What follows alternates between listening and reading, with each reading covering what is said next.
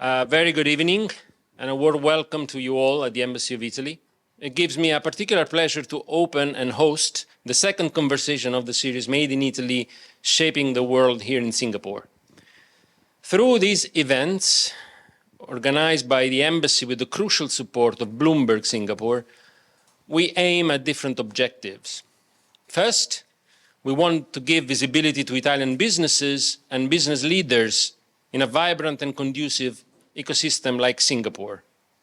Italy is well known, rightly so, for its lifestyle, but probably less known for being the second largest manufacturing economy in Europe and the fifth in the world, a champion in circular economy, a powerhouse in technology and innovation, an undisputed leader in many domains, from industrial machinery to pharma, from space technologies to food and food processing.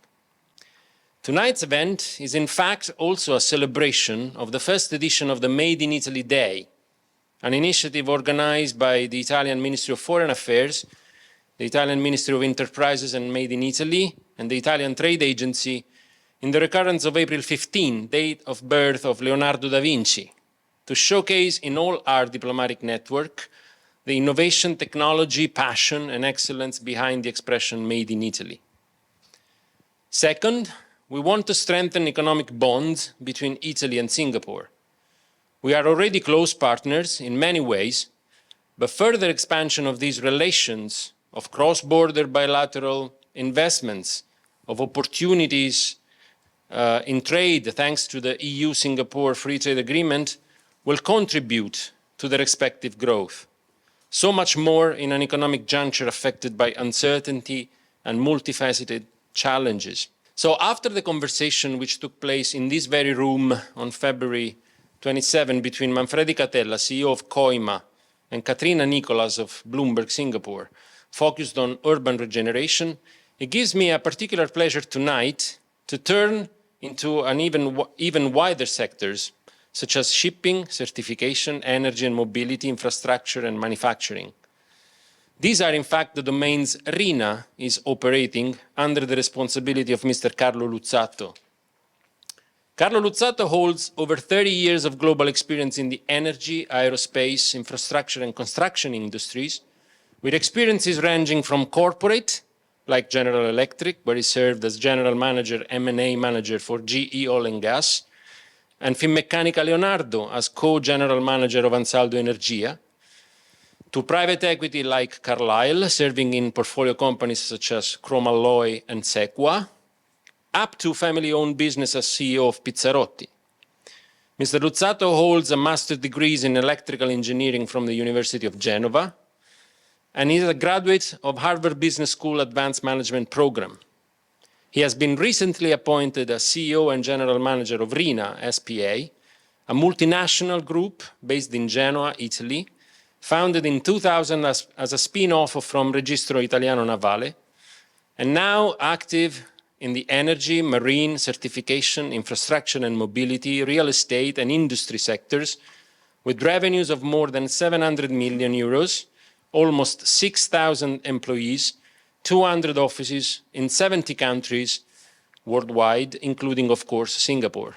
This conversation would not be possible without the amazing support and contribution of Bloomberg Singapore, and in particular of Catherine Lim, our today's discussant.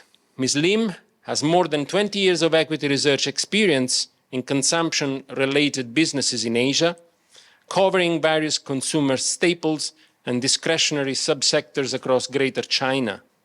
In addition to her consumer portfolio, she is currently leading the Asia e-commerce coverage at Bloomberg Intelligence, with a focus on business development of Alibaba, PDD, Meituan, and JD.com in China as well as overseas.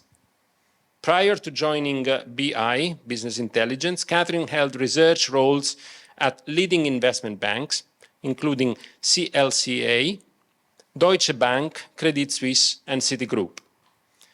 Again, many thanks to Carlo Luzzatto and Catherine Lim, and to all of you for animating this series with such a surely stimulating and interesting conversation. And enjoy, please, with me a short clip in celebration of the Made in Italy Day which will bring us to the spirit of our discussion tonight.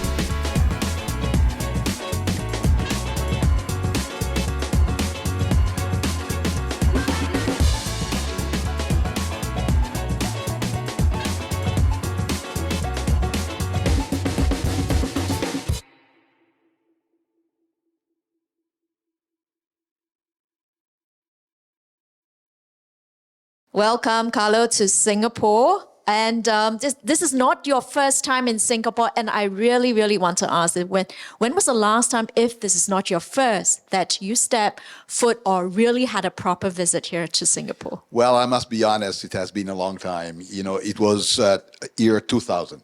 2000? Yeah, and then I had a couple of times, just a few hours layovers and so on, quick meetings. But it's in terms of the real trips where I get to enjoy everything of your country, it has been like 24 years. Wow. So we're talking about the 18th Maritime Week that's being held in Singapore. So, you've not stepped foot into Singapore properly, like for a visit since the Maritime Week started. And so this is the first time in the current capacity that you are also attending the event. Right. So, with the things that's going on and in the last 2 decades, Carlo, what are some of the new insights that you're looking to actually gather from the event? And particularly since this is one that annually the global maritime leaders come together. Right. So first of all, of course, thank you very much for having me here. Thanks to the Embassy of Italy in Singapore and the ambassador. It's great being here, and thanks for attending this event. All of you in the room. So I've been attending in my previous lives a few of these industry events.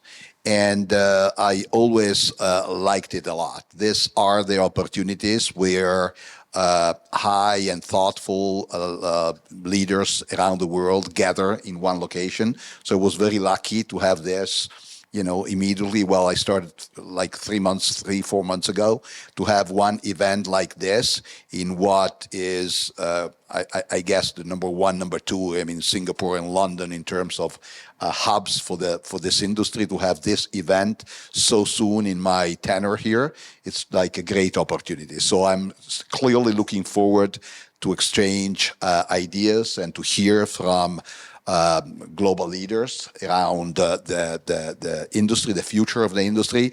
As you said, I landed this morning, but this morning I had an opportunity because I already missed a day. It started yesterday, right?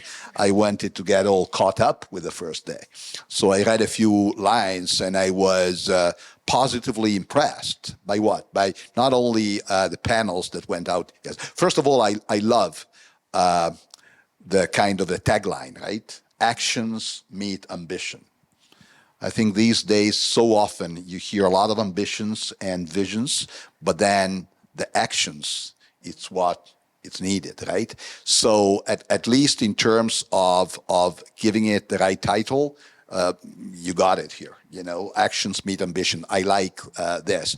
But I also like the fact that clearly, I guess, was your minister, yesterday talked about the four pillars, of this week, right? Decarbonization, digitalization, services, and attracting talents. And so I was amazed by the fact that these four topics and areas are the topics that we speak the most in our company and with our partners every day.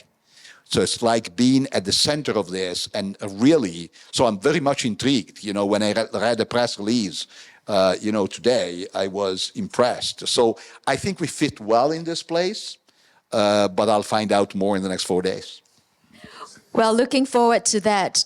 Really, with 30 years of experience in this industry, Carlo, and, as you come on board in this current capacity, so much has happened, right? And if I just look 6 months back or, 4 months back itself, we've got the Red Sea tensions. And just over the weekend, Iran-Israel tensions just escalating.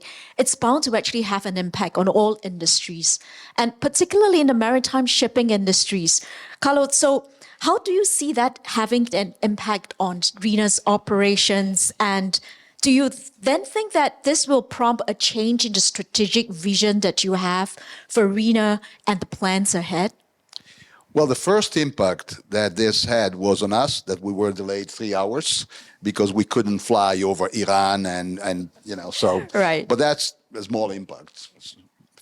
But seriously, I mean, it's incredible what is going on and what has been going on in the last, as a matter of fact, a few years, right? It started with, in terms of disruption with the pandemic, and it went on and on with raw material, price escalation, energy, and then Russia and Ukraine, and then Israel and its neighbors. So definitely, it's extremely complicated. We are not going to, of course, change that.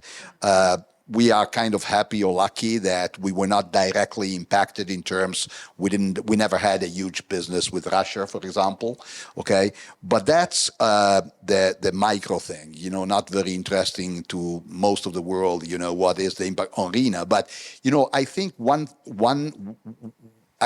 good measure is when uncertainty escalates, disruption is in the daily lives and of people and in their businesses. I think that's when the world needs players that can have kind of a holistic view of what's going on. Right. And that are able to cross different geographies and markets and understanding at the end how they could help out in different terms. So many of our customers are somehow impacted. Think about the whole disruption of the cargo traffic. It's well known, right? The lines between Singapore and Rotterdam, now for the most part require, a couple of weeks, added and maybe 3,000 to 4,000 miles difference, pricing, availability. They slow down logistics and all that. Now, I mean, it's probably not the right way of saying that it's like an opportunity for RINA, but somehow, when disruption is there, you need to have creative solutions, fast solution, and you need to be able to put all your, intelligence and brains to support the customer on an urgent basis. And that's where the best make a difference. And I'm not saying that that's simply us. But clearly it's where global players located around the world, able to actually operate and engineer solution around the world can actually help the most. So somehow, yes, and we also know that it's never going to be going back to any sort of normal situation. So I think that's what's required. Change fast, adapt to the situations, and continue to basically support your customer that have more urgent needs, sometimes emergencies. And that's where they measure your real ability to support them more than in normal times, right? Right. That's why I'm saying it's nearly an opportunity for people that do our job. No, I hear you, Carlos. And, I really like what you brought up about, a holistic company like RINA, being able to actually bring about solutions. We're in so many different businesses. Correct. We provide services, etc. So I guess in the context of Asia, where we are right now, where you are right now, what are some of the strategic priorities for RINA, in maritime and shippings in this region over the next few years? And maybe if I can, just tap into the global strategy that, the company has ahead. Yeah, absolutely. So let me start by saying that the whole region, okay, is of course the fastest growing region in the world, generally, right? People were not used to think about China as the place where you would find such a huge concentration of ship owners. Okay, maybe you would think China more in terms of yards where stuff is built.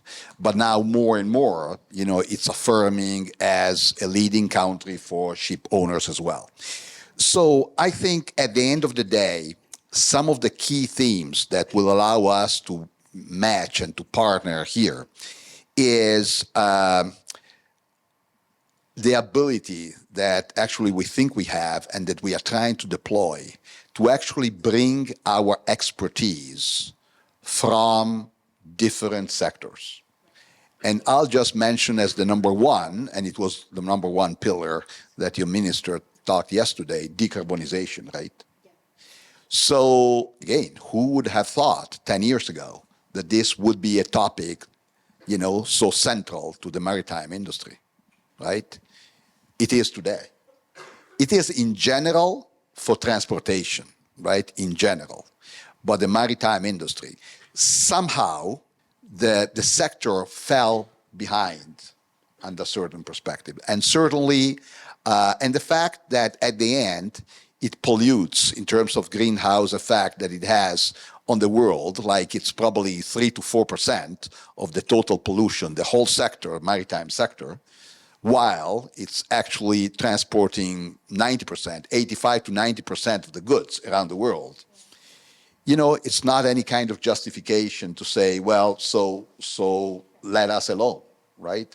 So decarbonization at the center means for RINA that what we've been doing on the energy side, which, by the way, is the biggest business of RINA right now as we speak, what we've been doing, technologies that we've been developing over the last, I would say, I've been here for 3 months, so I shouldn't say exact dates, right? Because I wouldn't know.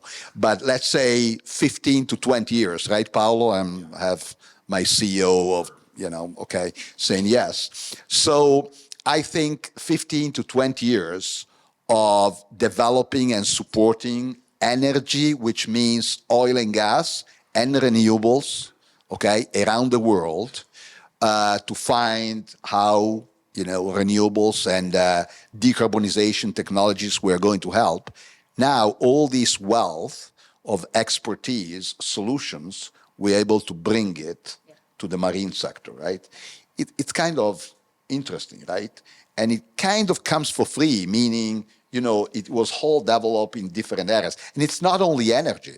If you think about, I was thinking that when Mr. Ambassador talked about your first forum here, urban regeneration, right? It's all about, didn't you talk there about, green buildings? And it's all about green cities and low emissions and all that. And so we are in the infrastructure business, in the urban developments and urban regeneration business. We are in the industrial business. We work on hydrogen trains. So why should not we be working on the marine sector as well? So I think that what we've tried to do since the beginning is put, again, in the spirit of actions to meet ambition, is take initiatives. I mean, what we did a couple of years ago was 2021, I believe, this Asian Decarbonization Committee, right? Pulling together members from all different kind of members, designers, shipyards, manufacturers, owners across Asia Pacific, just to talk about the subject. I think it's more and more important. We've seen this in different sectors. that all the different players in the value chain collaborate. There's no solution here. That you don't divide vertically as we were used to, right? You've got a cluster of ship owners. You've got a cluster of designers. You've got a cluster of operators. They work in silos. They go nowhere. So I think we really believe in pulling together this ecosystem. We are doing that actually across the world. So I just mentioned, of course, the Asia Pacific, which is remarkable. It had, it's very high level and thoughtful leaders from your country and areas to actually immediately brought in. But I think this is key. And so finally, I would say on this point that what we always try to do is be ahead of the game. We were working on LNG vessels at the time that there was no regulation for LNG vessels. So we helped building those regulations with the scientific and technical approach that guarantees, that you are not taking decisions based on any other kind of KPI other than the technical, the feasibility, the maintainability, and at the end, the sustainability of the solution.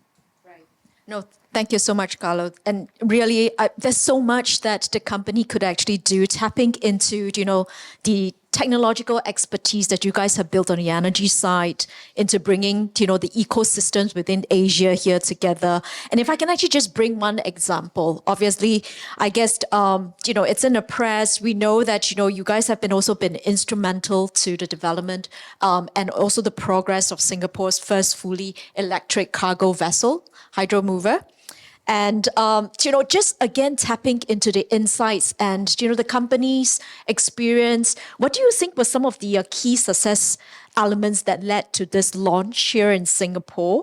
And, you've mentioned a couple of times, Carlos, that, our minister had also emphasized on the decarbonization of the maritime industry in Asia. In your opinion, what is the role that maybe Singapore can play in this region? In that aspect? Well, I think Singapore has taken, huge stance, on, spiriting the Go Zero, right? Kind of of policy. So the zero emission kind of policies, and it's a journey to get there, right? Physically a journey, a long journey. But I think the first thing you need always to start from is that vision. You want to make it real.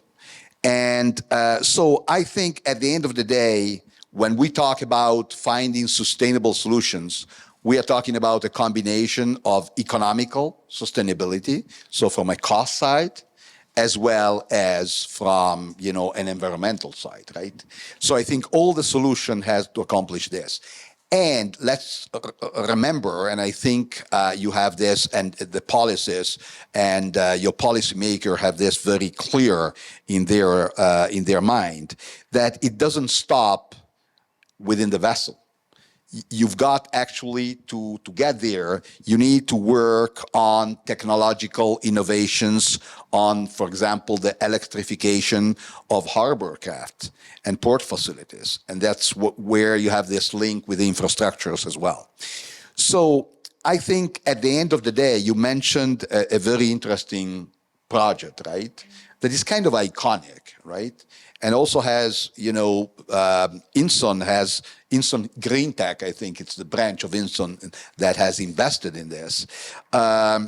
It's a kind of a showcase, right? It doesn't send a message that everything can become all electric. For the ones that are less familiar with the project, what we are talking about is an all electric cargo vessel, okay, that is actually real, is actually operating out of the bay here. It's a kind of a demo, okay? So it's operating with different duties, including cargo duties up to 25 tons, which includes, again, the batteries that, of course, anybody that has an electric car will know that the cargo capacity of their car is limited by the batteries. but it sends a message that we are heading toward, a more electrified world, in the belief that technologies like technologies of batteries and storage of electric power will be more and more viable and sustainable, even economically, right? So it's like a bet that would be wonderful not only to get as much as we can electrical, but we are counting on a couple of things. One is economical sustainability and technological advancement. We all know, without talking boats and ships, that the autonomy of a car that is electrical car is not yet where it needs to be, right? So it's a little bit of a hassle, stopping many more times at the gas station. But it's clear, and even there are many examples on the renewable side of renewable energies, that technology is going to evolve, that will cost less and perform better. Okay, and so at the end of the day, not only that at the end of the day, then the whole, every single process around it and the infrastructure will allow to be, of course, much more usable. So you'll stop at a port and you'll have your electric station ready to fuel your batteries. So I think it's a vision. It's going to be operated like a platform, but is what you can actually do and demonstrate in the meanwhile, going into the new world of potential fuels for the maritime industry. Right. Carlos, agree. I guess as you've mentioned, this is a journey. And hence, the Singapore Maritime Week now has that slogan, action meets ambitions. We've embarked on that journey as we speak. Not perfect yet, but, again, it is the goal to actually, achieve net zero, and a 360-degree approach is clearly needed for this. Right. So, again, drilling into the expertise that we have, to what we've been actually looking into, any specific, elements or aspects that you think RINA can actually help Singapore in actually achieving what we have laid out in our Green Plan 2030? Sure. Well, you know as well as I know that by signing the Paris Agreement, okay, all those who signed the Paris Agreements are basically committed to achieving the net zero carbon emission by 2050, basically. So every single country that adhered to this has to have, and definitely from what I understand, as I studied a little bit about your country, you have it, a decarbonization strategy. This goes above and beyond maritime industry, right? Is in general. You have that. And usually it revolves into a few pillars. One is actually working on the so-called carbon capture and storage technology, okay, which is basically processes that, you basically capture what you emit. So you still have a number of fossil fuels that are used that will emit CO2, right? Now you go and capture that CO2. It's easier said than done because it's diluted in the atmosphere, so it requires big components and it adds cost. But if you want to save the planet, somehow you've got to spend money to do that. And certainly that's one technology. More and more use of hydrogen is the second one. Now, even in this case, I would say there's hydrogen and hydrogen. Not all hydrogens are built equal. So there's a carbon footprint that is upstream the production of hydrogen. There's people, normal people, people that are not on the technical side, not always know this. So it's now labeled as green, blue and different kind of colors. But bottom line, what you should take out of this is definitely hydrogen is, one potential source, okay, one fuel that, of course, by definition is H2, there's no C in the formula. But let's remember that not all hydrogens are built equal. But you've got to have, as a pillar, a larger use of hydrogen. And then there's the whole downstream sector. So oil and gas you have refineries on the downstream of oil and gas. Now, refineries will still need to have refineries, that they have a bunch of products that we use every day, and we don't realize it, but we wouldn't have plastics, and we don't like plastic, but we still use a lot of plastics. But bottom line, trying to convert refineries, from basically, they call it bio refineries, okay? These needs to be part of the mix. And then finally, and I left that as the last piece, the transformation of the transport sector, right? So, and this is not simply maritime, is vehicles, is fuel cell vehicles, for example, that use hydrogen. Is it biofuels? Another transportation sector is aviation. I spent approximately 10 to 15 years of my life in aviation, okay? And you heard about, the aviation fuels as well. They already tested. A little bit like in the car, they can be mixed with standard fuels. But, the production of those fuels will be very important. And so you've got to address all that. And, what I like, actually, of course, is that actually in all these processes and markets, RINA is involved directly, okay, to support the downstream, our biggest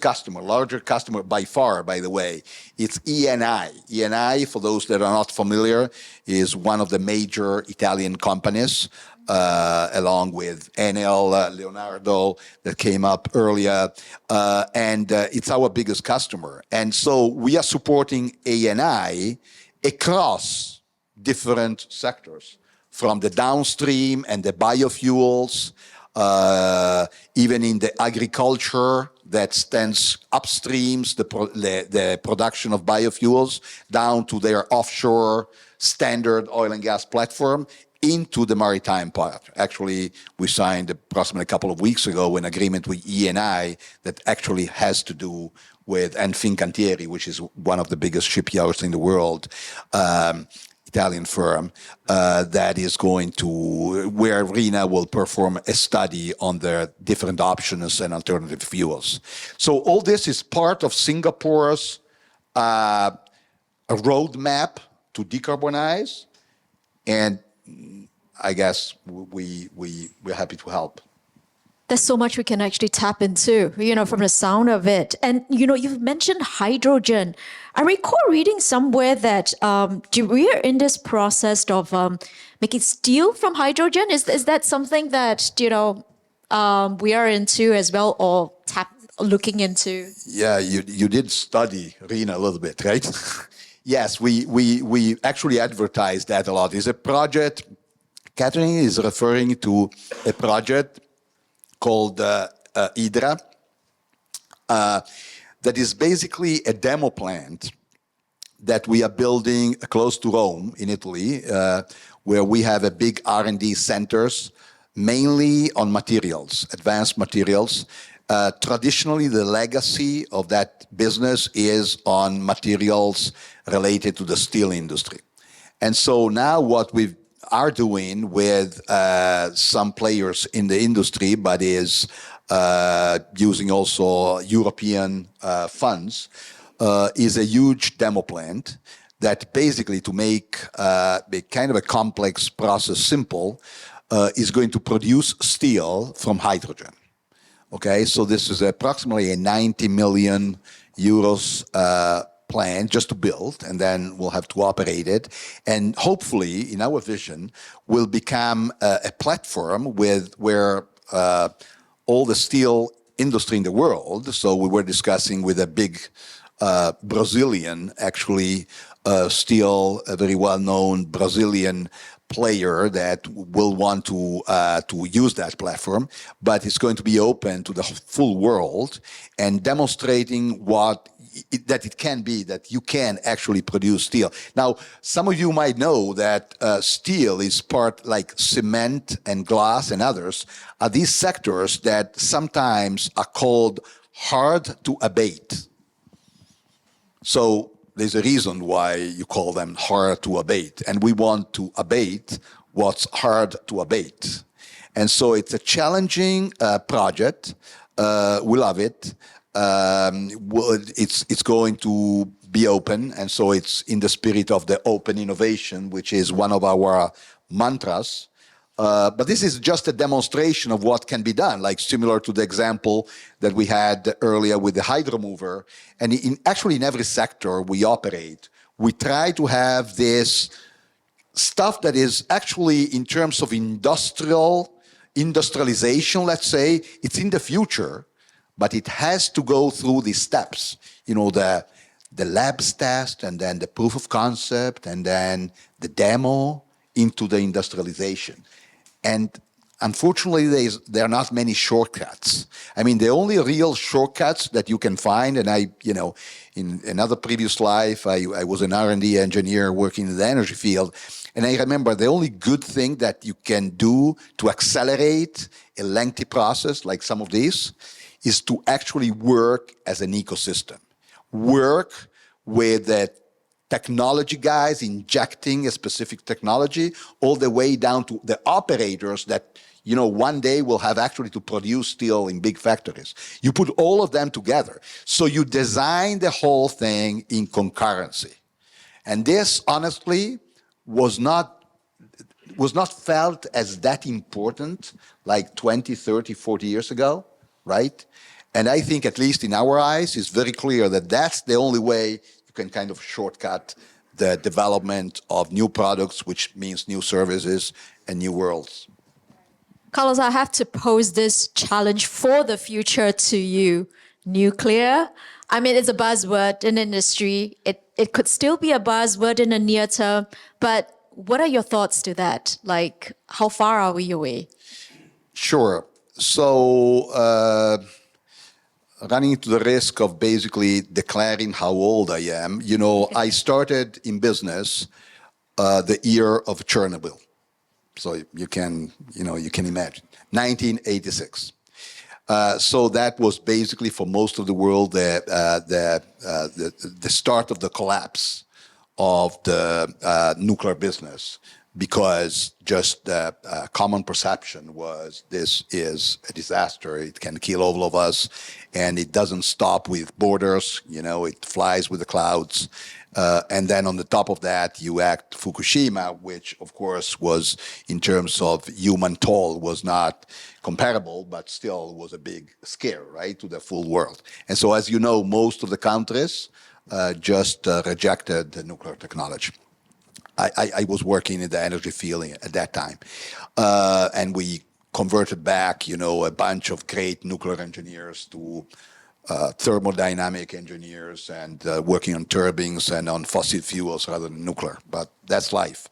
The reality is, since then, in the whole world, and typically in very large multinational projects, the engineering and technological community has continued to work on nuclear. We are lucky about that. And maybe some of you heard about ITER, a very global project, and every single continent has its own project.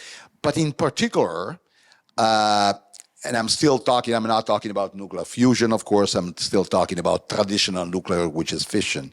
But, what really happened, and it was also because of the evolution of conventional power plants, from big power plants to the distributed energy power plants, that happened at the time that renewables kicked in. Something similar caught the attention of the nuclear engineers and say, okay, why shouldn't we be working on smaller nuclear reactors? And now, some of what you find talking about the maritime industry, but not only, in general transportation, application to transportation means including vessels, comes from the development of what in general is a general term used, small modular reactor, which basically means that instead of having huge power plants of gigawatts of power, you have small reservoirs that you can fit, not in a car yet, but certainly on a vessel in terms of dimensions, okay? And on that single reservoir, okay, you have like power and to basically use propulsion for 20 years for a ship, and then when you throw away the ship and you dismantle it after 20 or 30 years, you can still take the small modular reactor out and use it in another ship, and there's no refueling. Okay, that's the beauty of nuclear. So this didn't want to be a lecture on nuclear, technology, but just to say that technology, fortunately, despite nobody was building new power plants, was continuing to evolve and in the right direction to be used for the transportation sector. Now, the point is, and this is where it gets speculation more from the political side or geopolitical side. The fact is that that's not going to happen, okay, for another, let's say, 15 years, more or less, my best guesstimate. So it's part of a mix of solutions. If you start comparing LNG or ammonia or hydrogen versus nuclear, you're just making a big mistake in terms, you are not thinking in terms of a timeline. So they are all part of potential solution. Too early to say how much of the market could be taken by nuclear in 2035 or later, but it's certainly part now for certain operations, for certain duties, and not for others. So there is a kind of a two-dimension. One is timing. Different fuels will become available at different times, and definitely nuclear will be later than many others. And another one, it's kind of duties, operations. Some will be more fit for certain operations. In maritime industry is very, very global. I can't think about anything more global than that. Maybe somehow aviation is similar, okay? So the thing that you need is that if you have this on a vessel, you need to be sure that that vessel can travel and go to any kind of port, not being limited by the kind of propulsion that they have on board, right? If it is onshore, on the vessel. If it is offshore, you still can use, and maybe the first application we were discussing with Paolo this morning, the first applications for nuclear might not be on the vessel, might be at the ports. So can nuclear, bottom line, can nuclear play a role in this industry? Absolutely. Is this going to be tomorrow? No. Is going to be the panacea of all, bad things? No. It's part of a mix of solutions that will come at different point in times. Right. Well, I have to admit, Carlos, when we talk nuclear, there's always that negative connotation to it, more concerns, than hopes.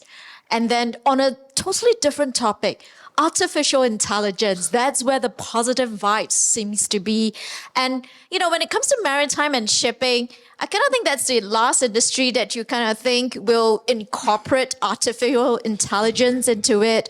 Or, it's kind of like deemed as a technological laggard, for when it comes to incorporating all that innovations in. Please do correct me if I'm wrong. But I'm really interested to see, I guess, on that note, how RINA is actively looking into incorporating AI, generative AI, into your workflows or even your solutions to your customers. I love that question. Thank you very much. It allows me, and I'll try to be concise on this one, because, this is real. AI and later Gen AI, generative AI, it's not a buzz. It's absolutely a revolution. So what are we doing about it? Well, first of all, every single event that we do at the company, we don't just talk among ourselves. So typically, we have at internal events, so it's private conversations, we have Microsoft, we have Gartner, and this I'm talking about the last 3 months, so I'm not talking about years. I was not there, so I wouldn't know. But, only the last few months that provide us the vision of where this is going. And Microsoft is particularly interesting because we were part of a small group of companies around the world that were selected to test the famous, new technology called Copilot that most of you will have on their computers. Some wouldn't even know that they have it, but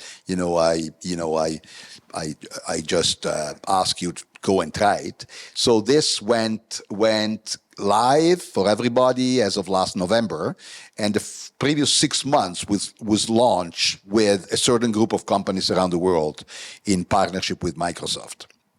So what does this mean to us today? So to make it short, and then I'm happy, if you have any follow-up.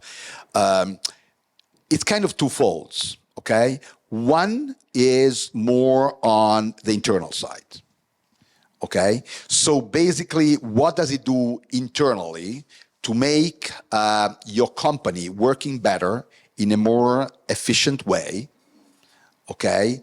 Allowing to make, actually faster decision making, right? And so to do this, you actually need to have a system that, allows you to have swift and structured access to data and to information. And companies very often don't have that. You might have heard the word data lake or data platforms and so on. So companies work more and more with an incredible number of data, right? Every day. Now, you can use AI internally if you are able actually to pull one single source of data, pull all of them together, and if you have that, and when you have the predictive algorithms that will, that you can build around it, you can take faster decision, but also allows many other things. We are using internally Gen AI in the recruitment process, okay? To make sure that we actually eliminate biases or so on. We're using that for contract management. So all that are ways that we are leveraging AI today internally, okay? But the second, it's twofold, I said. So the second one is on the external side. So how we embed AI, in general digital, because it's not only AI, now the buzzword is AI, but it's part of the big digital world. AI comes, there's many types of AI, the Gen AI, there's the machine learning and so on. But how do we embed digital enhanced services for our customers? And I'll use only one example because it's particularly relevant. We basically have, a platform called Certica. Certica is a platform that you could see that, in principle, like the ERP of a ship. Okay, so it allows basically the operators, okay, to actually have all the data in one system and take decisions. And it's constituted by different modules. Now, what AI enables is to actually build more and more predictive value into that tool so that they can make decisions based on that, okay? So another example that is not a single platform is the value of any kind of value chain, I would say, is more and more into managing the assets through their lifetime, right? So in case of the vessels, okay, you build the vessels, and of course we are very attached to that part of the business by helping the yard, helping the ship owners, assisting it, consulting, classifying the ships in different fashions. But then that vessel will be sailing for, 30 years. Will be out there, 20, 30. So, there's a lot of optimization that you can do that. And in some cases now, what we've been discussing for most of the evening was about propulsion and solution about fuels. That means that it's not only ordinary maintenance, but it's also sometimes retrofits that you need to do to allocate a different kind of propulsion. All that basically requires predictive abilities. And AI, it's what's behind it. Right. It sounds great. And, as a finance trained person, I like the word optimization because that brings savings, efficiency. But Carlos, challenges. The predictive abilities, how accurate, how comfortable can the industry be with the predictability of these systems? Maybe some, on-site findings that the company can share with the audience here? Yeah, well, listen, everything comes with its own, flip side, right? For example, again, I've seen that, for the sake of time, I'll try to make, and I'll have to have questions, so I'll be concise on this one. But Think about all these data that go into some repository are taking out. Now this will mean that there is a lot of, the risk of so-called what you have heard as cyber risk, right, it's going to become central in all sorts of operations. When you use the so-called IoT, Internet of Things, AI, predictive algorithms, data lakes, data platforms, and you make them redundant, there's plenty of technology that supports you to be redundant and so on. But you are talking about business continuity, you're talking about hackers, you're talking about cyber attacks. And I do think, and I'm not a specialist in this, but I'm very curious, so I read a lot about it, that still the awareness, and I'm talking in general, we consult on this topic, so I hope that that doesn't include us. But in general, the awareness that businesses have about the risk of cyber attacks is not yet what it should be. Many businesses think that difficult to attack them.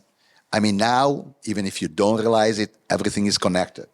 Now, when you make that, when you make this data lake, when you make connectivity, when you have smart sensors everywhere that actually communicate with the software and feedback, into not only the monitoring, but the operations, of your components, you are there. Everybody that is able to enter into your system can stop your operation, or worse, is a matter of safety as well, right? Because this can be connected to operations of airplanes and ships and all that.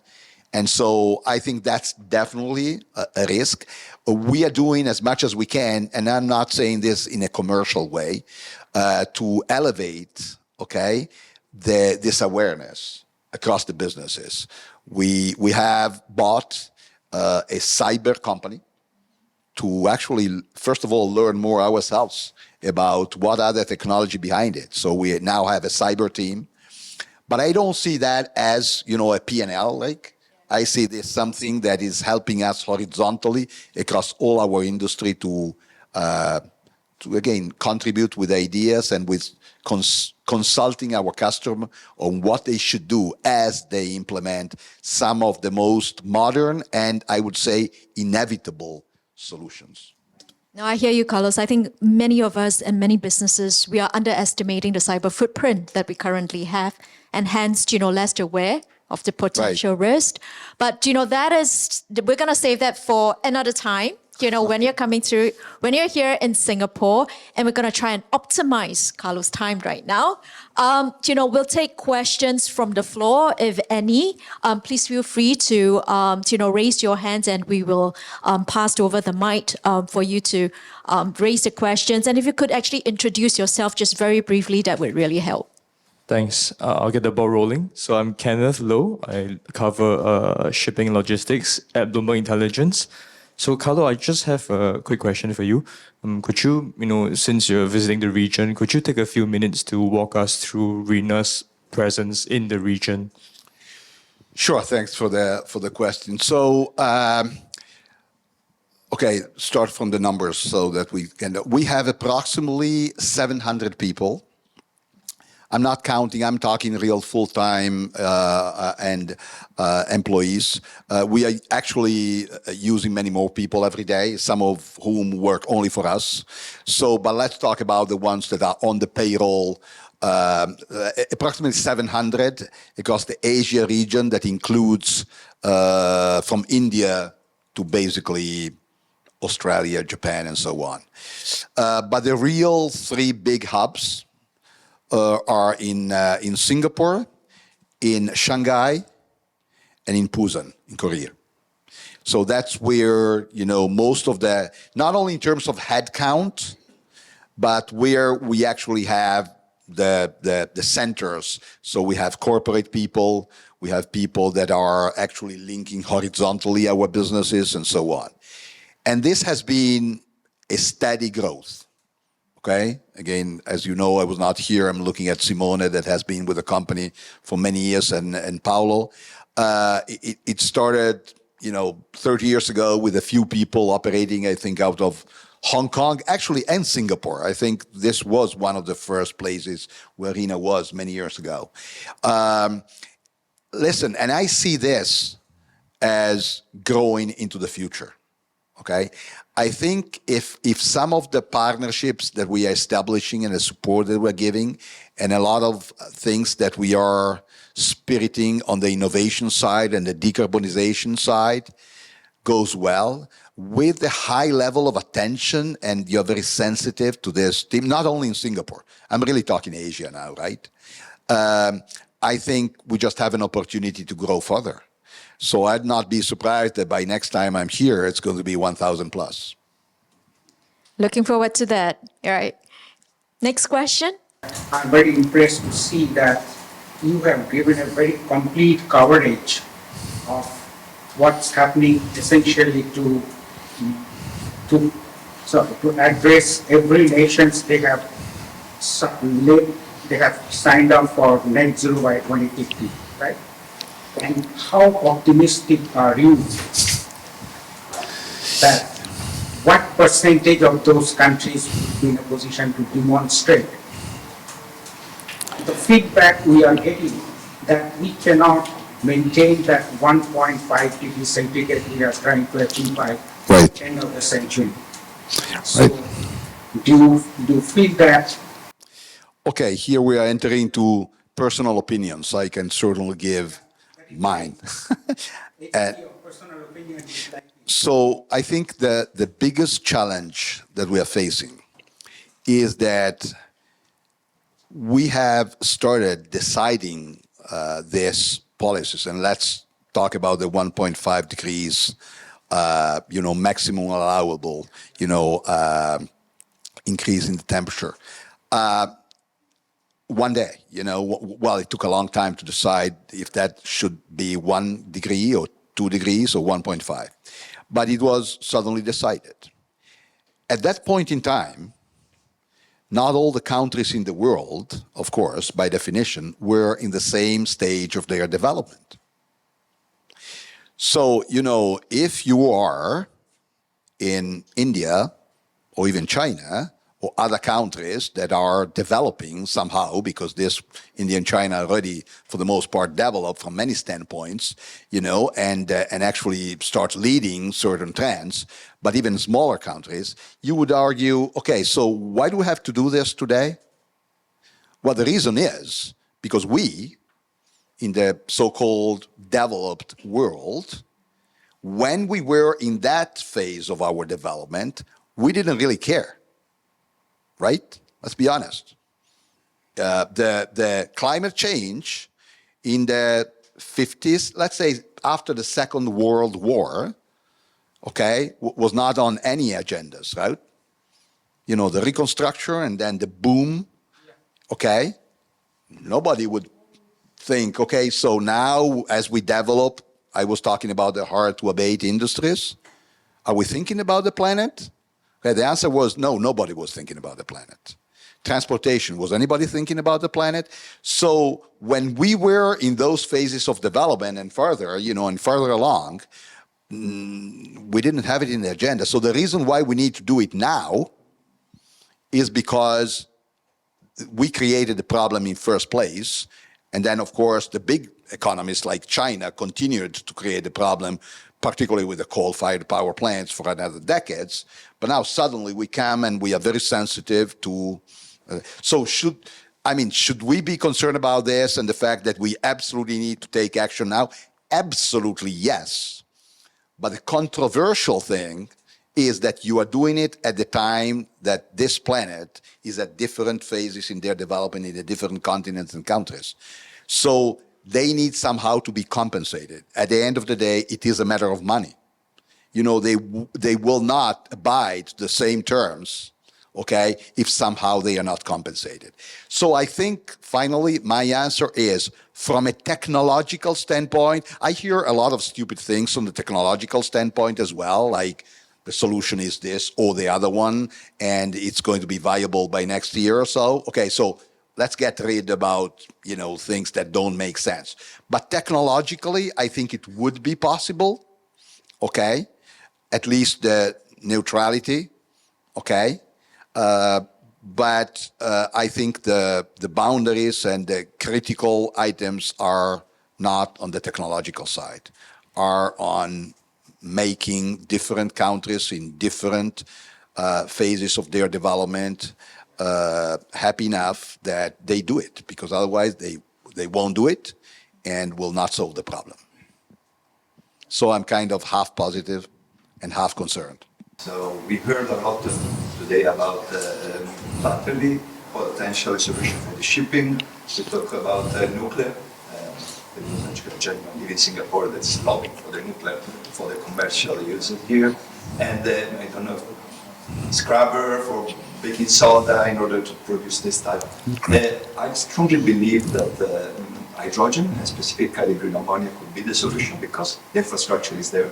So as we talk about personal opinion, between all this technology, I understand the mix is there, and you are ready for all of the solutions. Right. Looks the kinds of common sense we are going for hydrogen and ammonia in particular. Do you agree with that? Yes, absolutely. No, I fully agree in that. We didn't enter into the specific of it. We are working on several projects worldwide on green ammonia, and certainly it might not be applicable, on certain kind of vessels or ships, but is absolutely part of the mix, and actually could be, particularly in a certain phase, a big part of the mix. So I completely agree with you. Absolutely. The question was on nuclear. I had to reply on nuclear. If the question would have been on ammonia, I would have replied on ammonia. But I agree with you. Actually, green ammonia can be applied. Right, exactly. I mean, the nuclear can be I know. for producing green ammonia. Absolutely, absolutely. And that's another big point. That's a good point, right? Many of these, are defined as such, but they are connected. Okay, so some are upstream process, for others. So that combination is all, but it's all, people that are working on this exactly know that, So again, on the technical side, I think there's no mystery. Now, what's still uncertain for a while, I think, is the cost competitiveness of these technologies. If you are a fan of renewables, you certainly remember, the whole development of the photovoltaic technologies, right? At the beginning, you had to subsidize every single panel. Otherwise, you would have zero. And then much faster than expected, PV went into grid parity, much faster than expected, right? So it's always difficult to predict how fast will be the development and the cost of the first panels. I mean, I think, what was the ratio? I think the cost of photovoltaic panel went down 25 times in 10 years, 25 times.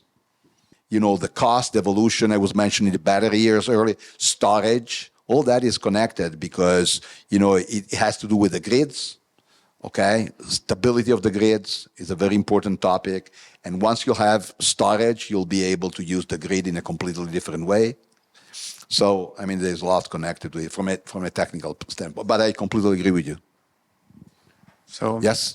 Oh, sorry. good evening. Oh, sorry. My name is Pietro Ginefra. I'm the representative of Bank of Italy, the Italian central bank in Singapore. And I would like to thank you for this interesting presentation. And I would like to stress one thing the concept that before you wanted just to explain, money. Money to solve the problem of global warming. Can you elaborate about this concept? Because money means consumption, and consumption means also distribution. How do you think that, or if you have thought about that, do you think that we can find the solution? Because that means that we have to change our consumption because we have to use factors of production to produce the things that are different from the things that we are producing, because there is no infinite resources. So we can decide how to use the resources. If we have to put resources, money, in this kind of project, how people will understand and will accept that they have to cut other kind on some consumption, and for how long? Thank you. Yes, no, that's a very interesting question. And it's not an easy answer, I think. But I can probably say a couple of things around it. One is that what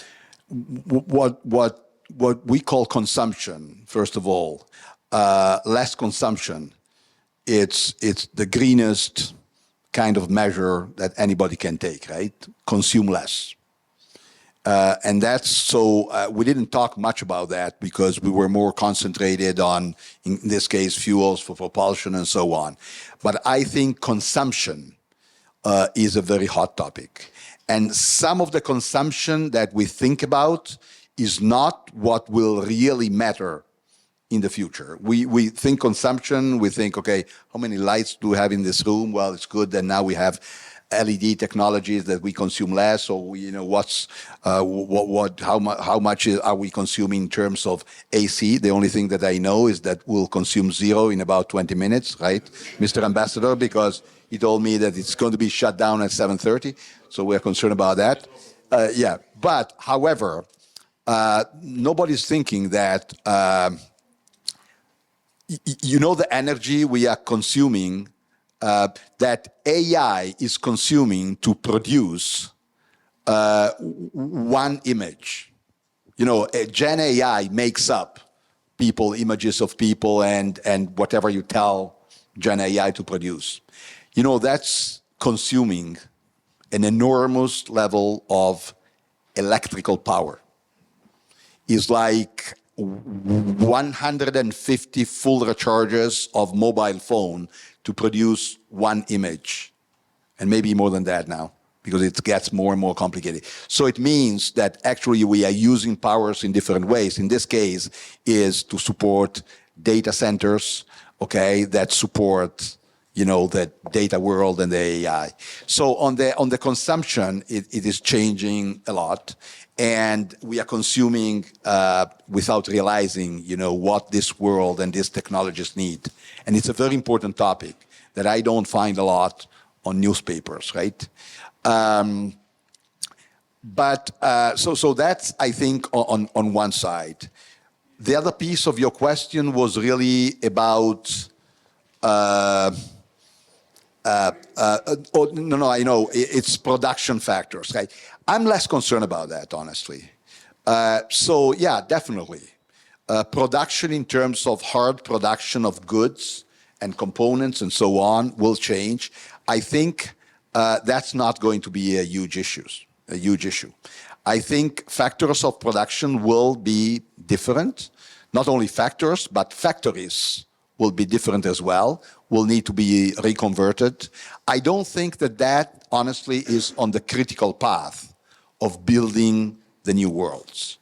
So I think there's enough flexibility in the way you build factories from scratch in digital, and you have immediately a digital twin of your factory that you can reconfigure as needed, if technology changes, which will in 1 year or two. So I think on that side, the technology have contributed so much that that's not going to be a huge issue. A big issue will be upskilling and reskilling people. That's where, the dirt hits, right? I mean, reskilling and upskilling. I mean, there's going to be millions and then at the end billions of people that will be outplaced by technology. And it's not that technology will substitute them, will replace them, but they will have to interact with technology in ways that are very different from what they've been using. All this will happen in factories. So, I mean, that certainly will be a big factor. And that's why companies like ours are investing a whole lot in training, in upskilling, reskilling people, because otherwise half of the people that we have today will be useless in 10 years. See, Carlos, I knew it. We're going to have you back for another conversation with us here in you Singapore. had enough of me tonight. No, we're going to go on and we can have another hour or so just talking about technology. But again, thank you so much for coming through to Singapore and to the audience for actually spending the evening with us.